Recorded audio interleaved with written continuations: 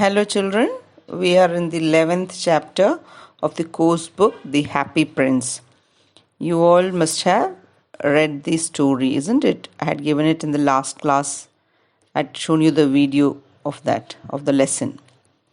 Now we'll come to comprehension, page number 115. So it is section A, fill in the blanks to complete the sentence. I'll read the answers also as I read the sentence, okay? First one, the statue of the happy prince was covered with gold. Second one, it had two bright sapphires for eyes and a large red ruby on his sword hilt. Third one, the swallow's friends had gone to Egypt for winter. Fourth one, the little swallow stayed back as he was in love with a reed. Fifth one, the little swallow decided to stay at the feet of the happy prince when he reached the city. Now let us come to page number 116. Section B, choose the correct option. Though it was winter, the swallow felt quite warm as, the correct answer is C, the good deed he had done gave him a warm feeling. Second one, the swallow decided to stay with the happy prince as, answer is C, he wanted to help the happy prince who had become blind. Third one, when the swallow flew over the city, he saw that, again answer is C, the poor suffered terribly while the rich enjoyed themselves. Now let us go to section C in page number 116. Read the sentence from the story and answer the questions. So I'll read the answers and I'll give you the answers as notes for you to write. Okay, you have to just do the first and the third one. Second one is not needed. So let me read the first one. Why are you weeping then? Question A. Who asked this question and to whom? Answer is the swallow asked the happy prince. Okay. Section B. Why is the speaker surprised? Why is the speaker surprised? Because the prince named Happy Prince was crying. Okay. Now let us go to the third one. Bring me the two most precious things in the city. Section A. Who asked this and to whom? So who asked this? God said this to his angel. Now B. What were the two most precious things brought? So what were the two most precious things? They were the leaden heart and the dead bird. Now section D of page number 116 ഞാൻ notes ആയിട്ട് തരുന്നതായിരിക്കും കേട്ടോ question answers. Now we'll go to page number 117, vocabulary. Expressions with do and make. Do അതുപോലെ make എങ്ങനെയാണ് നിങ്ങൾ ഉപയോഗിക്കുന്നതെന്ന് അത് നമ്മൾ വായിക്കാം. Do is used to talk about work or tasks. ജോലി ചെയ്യുന്നത് അല്ലെങ്കിൽ എന്തെങ്കിലും കാര്യം ചെയ്യുന്നപ്പോഴാണ് നിങ്ങൾ do ഉപയോഗിക്കുന്നത് കേട്ടോ. I have done the household chores. അപ്പം ഇവിടെ നോക്കിക്കേ, ഡൂൻ്റെ പാസ്റ്റ് ടെൻസ് എന്നാണ് ഡിഡ്, പാസ്റ്റ് പാർട്ടിസിപ്പിൾ ഡൺ. അപ്പോൾ ഹാവിൻ്റെ കൂടെ ഡണ്ണാണ് വരുന്നത്, ഐ വന്നുകൊണ്ട് ഹാവാണ് വരുന്നത്. അപ്പോൾ I have done the house hold chose. Chose എന്ന് പറഞ്ഞാൽ എന്നാണ് കാര്യങ്ങൾ ഓരോന്ന് തൂക്കുക, തുടയ്ക്കുക, പാത്രം കഴുകുക, അങ്ങനെയൊക്കെ വീട്ടിൽ ചെയ്യുന്ന ഓരോരോ കാര്യങ്ങൾക്കാണ് ഹൗസ് ഹോൾഡ് ചോസ് എന്ന് പറയുന്നത് കേട്ടോ. അപ്പോൾ അവിടെ ഡണ്ണാണ് വന്നിരിക്കുന്നത്, ഡൂവിൻ്റെ വേറൊരു ഫോം ഡണ്ണാണ് വന്നിരിക്കുന്നത്. പിന്നെ അടുത്ത് എങ്ങനെയാണ് ഡൂ ഉപയോഗിക്കുന്നത്? ടോക്ക് അബൌട്ട് ആക്ടിവിറ്റീസ് ഇൻ ജനറലായിട്ട് കാര്യങ്ങൾ ചെയ്യുമ്പോഴും നമ്മൾ ഡൂ ഉപയോഗിക്കും. നോക്കിക്കേ, please let me know if I can do something for you. ഞാൻ നിനക്ക് വേണ്ടി എന്തെങ്കിലും ചെയ്യണോ, എന്തെങ്കിലും ചെയ്യാൻ പറ്റണോ, ചെയ്യുവോ, ചെയ്യട്ടെ, അങ്ങനെ ഒരു ചോദിക്കുമ്പോൾ നമ്മൾ ഈ ഡൂ ഉപയോഗിക്കും. Did you understand? Now you see make. Make is use to create or build something new. എന്തെങ്കിലും പുതിയതുണ്ടാക്കുമ്പോഴാണ് നമ്മൾ മേക്ക് എന്നുള്ള വാക്ക് ഉപയോഗിക്കുന്നത്. See, he made a cup of tea for his grandmother. മേക്കിൻ്റെ പാസൻസ് ആണ് മെയ്ഡ്.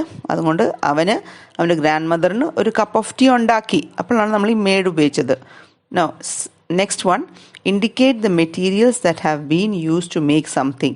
എന്തെങ്കിലും സാധനം ഉണ്ടാക്കുമ്പം അതിനുവേണ്ടി ഉപയോഗിക്കുന്ന മെറ്റീരിയൽ എന്താണ്? ഇപ്പോൾ ടേബിൾ ആണെങ്കിൽ ഇറ്റ്സ് മെയ്ഡ് ഓഫ് വുഡ് എന്ന് പറയും, അല്ലെങ്കിൽ ചെയർ ആണെങ്കിൽ ഇറ്റ്സ് മെയ്ഡ് ഓഫ് പ്ലാസ്റ്റിക് എന്ന് പറയും. എന്താണ് അതുകൊണ്ട്? Look at this example here. My earrings are made of silver. എൻ്റെ ഇയറിങ്, എൻ്റെ കമ്മൽ സിൽവറും കൊണ്ടാണ് ഉണ്ടാക്കിയിരിക്കുന്നത്. Did you understand? If you have any doubt you must ask me. Then again you must keep on reading many times. ഒത്തിരി പ്രാവശ്യം വായിക്കണം കേട്ടോ, അല്ലാതെ ബുദ്ധിമുട്ടാണെന്നൊന്നും പറയില്ല. ഇതെല്ലാം സിമ്പിളാണ്, എല്ലാ കൂട്ടം സിമ്പിളാണ്. ഗ്രാമറും വൊക്കാബുലറിയും ഒക്കെ സിമ്പിളാണ്. നിങ്ങൾ കുറേ പ്രാവശ്യം വായിക്കണം, കുറേ പ്രാവശ്യം കേൾക്കണം. അല്ലെങ്കിൽ ഇനി എന്തെങ്കിലും ഡൗട്ട് ഉണ്ടെങ്കിൽ എന്നോട് പേഴ്സണലി ചോദിക്കണം കേട്ടോ. Now section A in page number 117, underline the correct verb in each sentence. First one, they have all gone to do shopping. Shopping വരുമ്പം do ആ വരേണ്ടത് കേട്ടോ. Second one, a famous sculptor made the statue of the prince. Made അവിടെ വരേണ്ടത്. Third one, the prince did his best to help the poor people in the city. So it is did. Fourth one, the seamstress had to make a dress for the queen's maid of honor. ഉണ്ടാക്കില്ല ചെയ്ത്, so make. Fifth one, the swallow felt warm because he had done a good deed. നല്ല കാര്യം ചെയ്തു, so it is over here done. Now coming to the workbook, page number 68. Fill in the blanks with do or make correctly. Will you please do me a favor and buy some groceries on your way home? Second one, will you please make a call to the plumber? Third one, when will you do your maths homework? Fourth one, when did you last make a pizza? Fifth one, I will do the laundry in the evening. Sixth one, would you make tea for me, please? Seventh one, he still has to make arrangements for the party. Eighth one, how do you make a good speech? Hope you understood. Now coming to section B of page number 117. There are two columns, column A and column B. You have to match them. So in column A there is 1, 2, 3, 4, 5. And in column B they have given A, B, C, D, E. So you have to match them. So we'll read. We all should do B, our duty sincerely. നമ്മുടെ ജോലി നമ്മൾ സിൻസിയറായിട്ട് ആത്മാർത്ഥമായിട്ട് ചെയ്യണം. 2, the bird made a loud sound. The answer is A, which woke me up. എഴുന്നേറ്റു, sound ഉണ്ടാക്കിയപ്പോൾ ഞാൻ എഴുന്നേറ്റു, bird. 3, the art professor made a point. Art professor, answer എന്താണ്? E. So what is it? Made a point when he said that the statue was no longer beautiful. Statue ni beautiful alla ennu paranju art professor. Appo that's the answer. The fourth one, the mayor made arrangements for the statues to be removed. Statue maatanayittu mayor arrangement cheyidu. So that is C. Fifth one, the playwright did his work at night, which made him sleepy in the day. Playwright രാത്രിയിൽ work ചെയ്യുന്നുണ്ട്. So the answer is D. അതുകൊണ്ട് രാവിലെ ഉറക്കം വരുമായിരുന്നു. So that is the match the following. Now children, we had learned about subject, verb and object in the previous lesson, isn't it? Subject എങ്ങനെയാണ് കണ്ടുപിടിക്കുന്നത്, verb എങ്ങനെയാണ് കണ്ടുപിടിക്കുന്നത്, object എങ്ങനെയാണ് കണ്ടുപിടിക്കുന്നത് ഒരു സെൻറ്റൻസിൽ തന്നിട്ടുണ്ടെങ്കിൽ. Now we'll take an example. Cat drinks milk. ഇങ്ങനെ ഒരു സെൻറ്റൻസ് തന്നിരിക്കുക. ഇതിനകത്ത് സബ്ജക്റ്റ് എന്നാ, ആരാണ് ആക്ഷൻ പെർഫോം ചെയ്യുന്നത്? ക്യാറ്റ്. എന്ത് ആക്ഷനാണ്? ഡ്രിങ്ക്സ്. എന്തിനെയാണ് ഡ്രിങ്ക് ചെയ്യുന്നത്? മിൽക്ക്. അപ്പോൾ സബ്ജക്റ്റ് എന്താണ്? ക്യാറ്റ്. വേർബ് എന്താണ്? ഡ്രിങ്ക്സ്. ഒബ്ജക്റ്റ് എന്താണ്? Milk. So did you understand?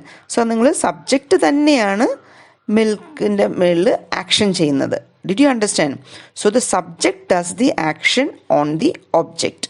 ഈ സെൻറ്റൻസിൽ ക്യാറ്റ് ഡ്രിങ്ക്സ് ദ മിൽക്ക് എന്ന് പറയുമ്പം subject cat, action verb, verb എന്താണ്? ആക്ഷന് ഡ്രിങ്ക്സ്, ഒബ്ജക്റ്റ് എന്നാണ് മിൽക്ക്. അപ്പോൾ ഇങ്ങനെ വരുന്ന ഒരു സെൻറ്റൻസിനെയാണ് ആക്റ്റീവ് വോയിസ് എന്ന് പറയുന്നത്. ഒന്നുകൂടെ അതെ ഇവരെ എക്സാമ്പിൾ തരുന്നുണ്ട്, നമുക്കത് വായിക്കാം. Come to page number 117, grammar, active and passive voice. We'll read it. When the subject of the sentence performs the action, the sentence is said to be in the active voice. Subject തന്നെയാണ് action ചെയ്യുന്നത്. അപ്പോൾ അതാണ് active voice. For example, ഇവിടെ ഒരു example തന്നിട്ടുണ്ട്. The സ്വോളോ pluck the Ruby. ഇവിടെ subject എന്നാണ്? സ്വോളോ. Action എന്നാണ്? പ്ലക്ഡ്. എന്തിനെയാണ് പ്ലക്ക് ചെയ്ത്? റൂബി. അപ്പം സബ്ജക്റ്റ് തന്നെ ആക്ഷൻ ചെയ്യുന്നു. ദ സ്വോളോ ആണ് സബ്ജക്റ്റ് തന്നെയാണ് പ്ലക്ക് ചെയ്തത് റൂബീനെ. അപ്പം so it is an active voice. Now turn the page, come to page number 118. We'll read. In the sentence above, the swallow is the subject and plucked is the verb.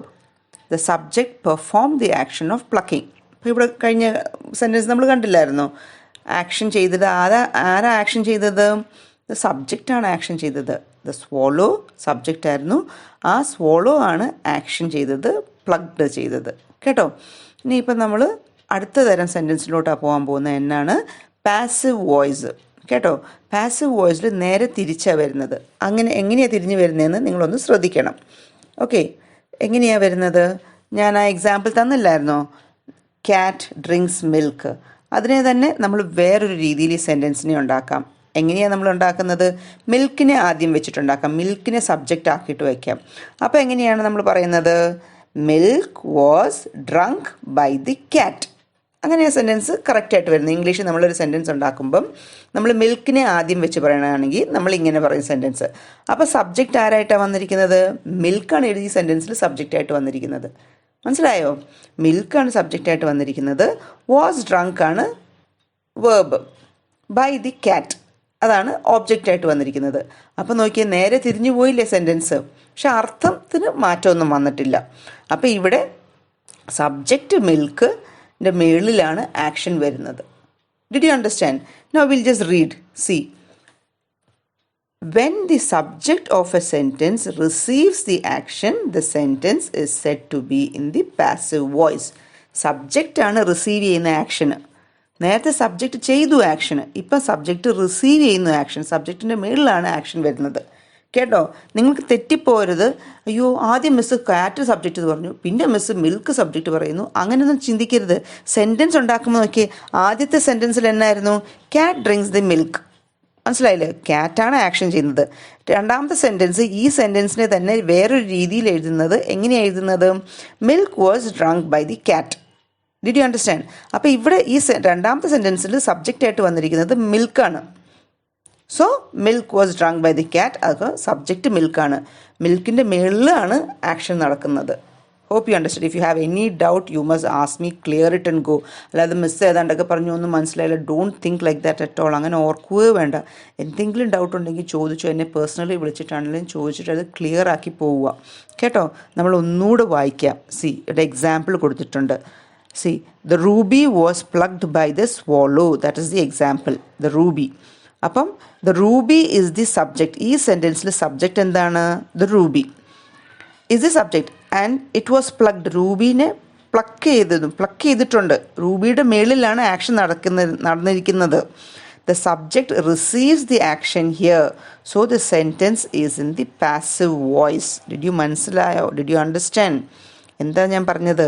റൂബിയുടെ മേളിലാണ് action നടന്നിരിക്കുന്നത്. So Ruby receives the action. Ruby receive ചെയ്യുന്നു ആക്ഷനും. അതുകൊണ്ട് it is a passive voice. Did you understand? കുറേ വായിക്കുമ്പോൾ കുറേ മനസ്സിലാക്കുമ്പോൾ കുറേ എക്സാമ്പിൾസ് വായിക്കുമ്പോൾ നിങ്ങൾക്ക് മനസ്സിലാവും. കേട്ടോ? So now we go to the next point. In the simple sentence the form of the verb in the passive voice is. എങ്ങനെയാണ് passive voice? The correct form of the verb B.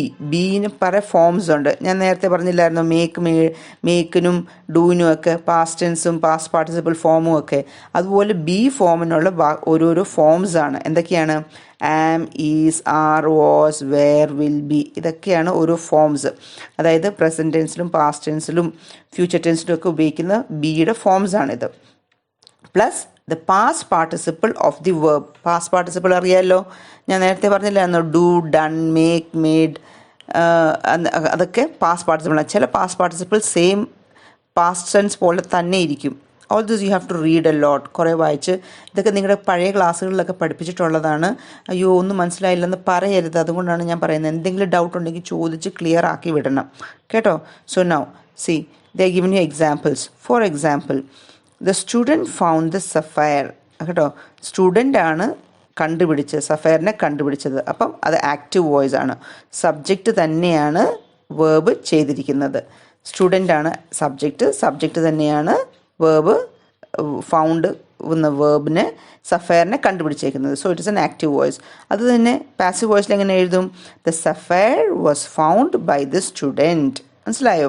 അപ്പോൾ എങ്ങനെയാണ് തിരിച്ചു അത് സഫയറിനെ കണ്ടുപിടിച്ചു. Sapphire was found by the student. അപ്പോൾ അത് passive voice.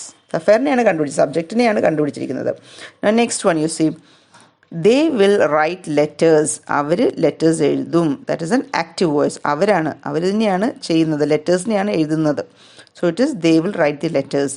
So the next ആ സെൻറ്റൻസിനെ വേറെ രീതിയിൽ എങ്ങനെയാണ് എഴുതുന്നത് നോക്കിക്കേ. Letters will be written by them. Letters will be written by them. ലെറ്റേഴ്സിനെ എഴുതിപ്പെടും, ബാക്കിയുള്ളവർ ഇവർ ലെറ്റേഴ്സിനെ എഴുതിപ്പെടുന്നു, അങ്ങനെയാണ് ഉദ്ദേശിക്കുന്നത്. So how is it? That is the passive voice. Hope you understood, children. If you have any doubt, you must clear it out. Okay? Now let us go to section A of page number 118. Read the sentence. Write A if the sentence is in the active voice and P if it is in the passive voice. Okay? So we'll read. First one. The match girl was scolded by her father. Over here, match girl is the subject. Was scolded. മാച്ച് ഗേളിനെ വഴക്ക് പറഞ്ഞു. അപ്പോൾ സബ്ജക്റ്റിൻ്റെ മേളിലാണ് action വന്നിരിക്കുന്നത്. So it is a passive voice.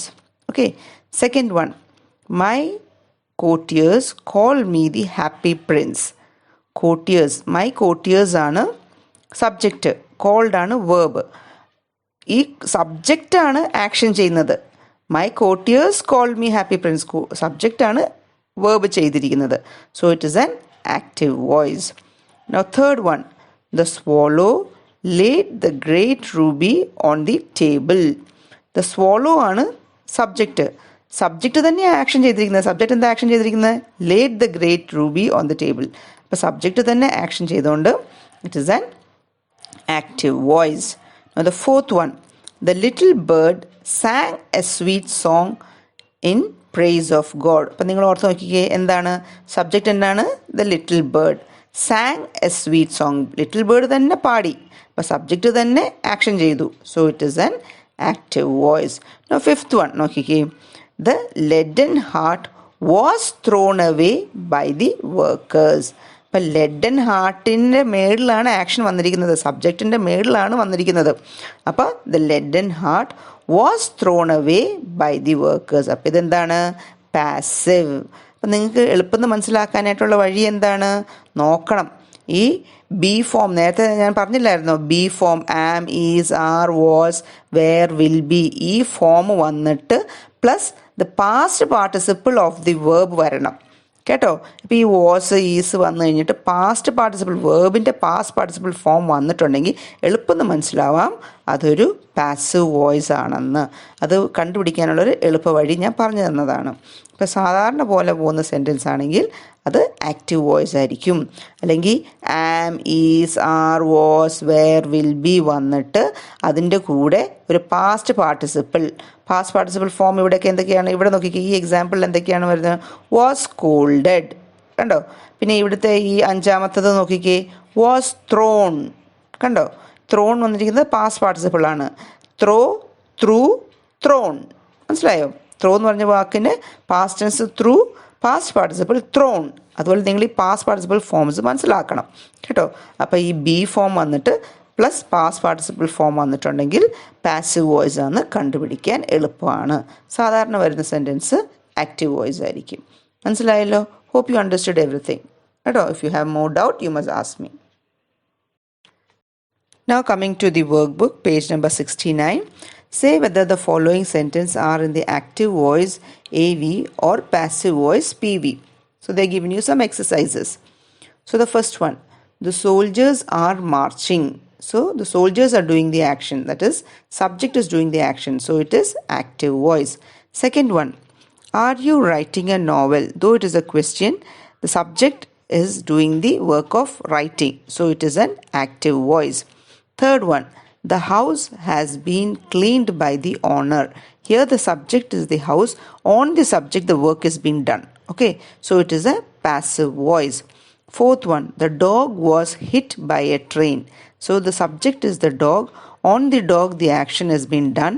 So it is a passive voice. Fifth one, the monkey has learned several tricks. Here the subject is the monkey. Monkey has done the action. So it is an active voice. Now coming back to the course book, page number 118. Whose and which, ഹൂസും വിച്ചും എങ്ങനെയാണ് use ചെയ്യേണ്ടതെന്ന് കേട്ടോ. ഇത് എങ്ങനെയാണ് use ചെയ്യേണ്ടതെന്ന് ഭയങ്കര detail ആയിട്ട് പഠിച്ചു പോകണ്ട. കാര്യം ഇവിടെ കുറച്ച് കാര്യങ്ങൾ പറഞ്ഞിട്ടുണ്ട്. പക്ഷേ നിങ്ങൾ ഈ സെൻറ്റൻസ് വായിക്കുമ്പോൾ തന്നെ നിങ്ങൾക്ക് അറിയാൻ പറ്റും ഹൂസും വിച്ചും എങ്ങനെയാണ് യൂസ് ചെയ്യേണ്ടതെന്ന്. പക്ഷേ അതിൻ്റെ എക്സ്പ്ലനേഷൻ ഞാൻ ജസ്റ്റ് ഒന്ന് വായിച്ചു പോവാം. Whose and which can both be use to ask questions ഉപയോഗിക്കാനാണ് ഹൂസും വിച്ചും ഉപയോഗിക്കുന്നത്. They can be used as both pronouns and adjectives. Pronouns ആയിട്ടും അഡ്ജക്റ്റീവ്സ് ആയിട്ടും ഉപയോഗിക്കുന്നതാണ് അവരെ കേട്ടോ.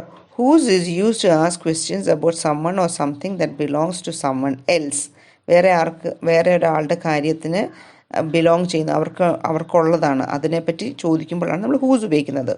Whose is the possessive form of who.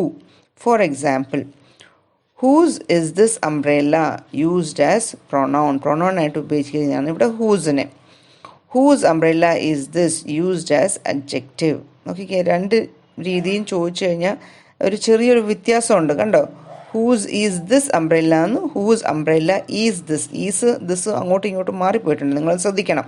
അതനുസരിച്ച് ആ ഹൂസ് പ്രൊനൗൺ ആണോ അഡ്ജക്റ്റീവ് ആണോ എന്ന് മാറിപ്പോവും അങ്ങോട്ടും ഇങ്ങോട്ടും. പക്ഷെ അത് നിങ്ങൾ കുറച്ച് ഡീറ്റെയിൽ ആയിട്ട് പഠിക്കേണ്ട. അതുകൊണ്ടാണ് ഞാൻ കൂടുതൽ എക്സ്പ്ലെയിൻ ചെയ്യാത്തത്. ജസ്റ്റ് ഒന്ന് മനസ്സിലാക്കിയാൽ മതി.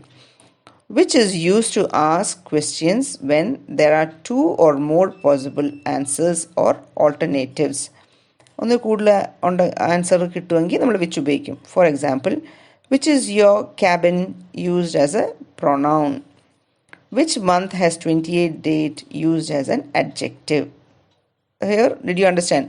ഇവിടെ how which is used as pronoun and adjective. So this is it. Now the section B of page number 118, you have fill in each blank with whose or which. Whose അല്ലെങ്കിൽ which ഉപയോഗിച്ച് blank fill ചെയ്യാനായിട്ടാണ്. So the first one, whose birthday is it today? So you use whose birthday over here. Second one, whose is this bicycle? Whose ആണ് ഉപയോഗിക്കുന്നത്. which is this bicycle ചോദിക്കുകയല്ലോ. മറ്റേതാണെങ്കിൽ which birthday is today ഉപയോഗിക്കുകയല്ലോ. So it is whose in both these cases. Now the third one, which house is yours? ഏത് വീടാണ് നിൻ്റെ എന്ന്. Which house, whose house is yours അങ്ങനെ ചോദിക്കുകയല്ലോ. So it is which house is yours. Fourth one, whose younger brother is he. ആരുടെ younger brother. Which younger brother തെറ്റല്ലേ, അപ്പോൾ whose younger brother is he. Fifth one, which is your favourite season. Whose is your favourite season തെറ്റല്ലേ, അപ്പം which is your favourite season. Sixth one, which author's book sold 1,000,000 copies. ഏത് ഓത്തറിൻ്റെ. Whose author അല്ലല്ലോ, which author. So it is which. Seventh one, which country was hit by an earthquake yesterday. ഏത് country. Whose country അല്ലല്ലോ, which country. Which country was hit by an earthquake yesterday. Eighth one, look at these paintings made by my brother. Which painting do you like the most. ഏത് പെയിൻറ്റിങ്ങാണ് ഇഷ്ടം. So it is which. Hope you understood, children. Now we'll go to the workbook. Now coming to the workbook, page number 70, section D, fill in the blanks with whose and which. So the first one, which state are you from? So that's which. Which level? No, whose state varu. Second one, whose house is this? Today. So it is whose. Third one, you borrowed 3 books from the library. Which book are you reading currently? Which book? Edu book vaayikkunnu. Fourth one, whose birthday falls in November? Whose today birthday. Fifth one, there are 2 routes to reach the village. Which route will you take? Edu route edukkunnathu. So it is which. Sixth one, I am taking the evening flight. which one are you taking? ഏത് flight എടുക്കുന്നത്? So it is which. So we have come to the end of the lesson, children. Hope you understood everything. So we have reading classes in the evening. You must attend it. If you have any problem, you must tell me. Then write the notes every day. Okay, write it on the same day. That will be better for you. Or at least by the next day, you must finish writing the notes. Take the sign of your parents and send the notes to me. Okay, so take the picture of it, take the photo and send it to my number. Okay, children, have a great day. Thank you.